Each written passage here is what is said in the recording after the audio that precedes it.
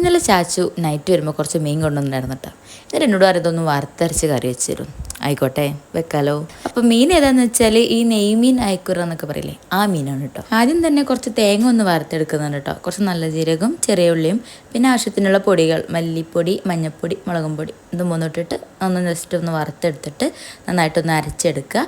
ആവശ്യത്തിനുള്ള വെള്ളം ഒഴിച്ച് കൊടുക്കുക. ഒരു തക്കാളിയും 2 പച്ചമുളകും ഇട്ടിട്ട് നന്നായിട്ടൊന്ന് തിളപ്പിച്ചെടുക്കാം. ഇനി ഇതൊന്ന് തിളച്ച് വന്നു കഴിഞ്ഞാൽ ആവശ്യത്തിനുള്ള പുളിവെള്ളം, എത്രയാണോ നമുക്ക് പുളി വേണ്ടതെന്ന് വെച്ചാൽ അതനുസരിച്ചിട്ട് പുളിയുടെ വെള്ളം ഒഴിച്ചു കൊടുക്കുക. പിന്നെ വെള്ളം ഒഴിക്കുന്ന സമയത്ത് ഒരുപാട് അങ്ങനെ വെള്ളം പോലെ കറി വേണമെങ്കിൽ മാത്രം വെള്ളം ഇടാക്കിയാൽ മതി. നല്ല കട്ടിയിലാണ് വേണ്ടതെന്നുണ്ടെങ്കിൽ കുറച്ച് വെള്ളം ഇടാക്കിയാൽ മതി. പിന്നെ ഇതെല്ലാം കൂടെ ഒന്ന് തിളച്ച് വരുന്ന സമയത്ത് നമ്മൾ മീൻ ഇട്ട് കൊടുക്കണം. ഞാൻ മീനിടുന്ന വീഡിയോ എടുക്കാൻ മറന്നുപോയി ഗൈസ്. ഞാൻ തിളച്ച സമയത്ത് പെട്ടെന്ന് അങ്ങ് കഴുകി അങ്ങ് ഇട്ടു. അതുകൊണ്ട് മീൻ ഇടുന്ന വീഡിയോ ഒന്നുമില്ല. ഇതെല്ലാം കൂടെ ആയി തിളച്ച് കാണുന്ന വീഡിയോ ആണ് ഇത് കേട്ടോ. ഇനി ഇതിൻ്റെ മേലോട്ട് കുറച്ച് കറിവേപ്പില ഇട്ട് കൊടുക്കുന്നുണ്ട്. ഇത് വെന്ത് കഴിഞ്ഞാൽ ഓക്കെ ആയി കഴിഞ്ഞാൽ ജസ്റ്റ് ഫ്ലെയിം ഓഫ് ചെയ്യുക.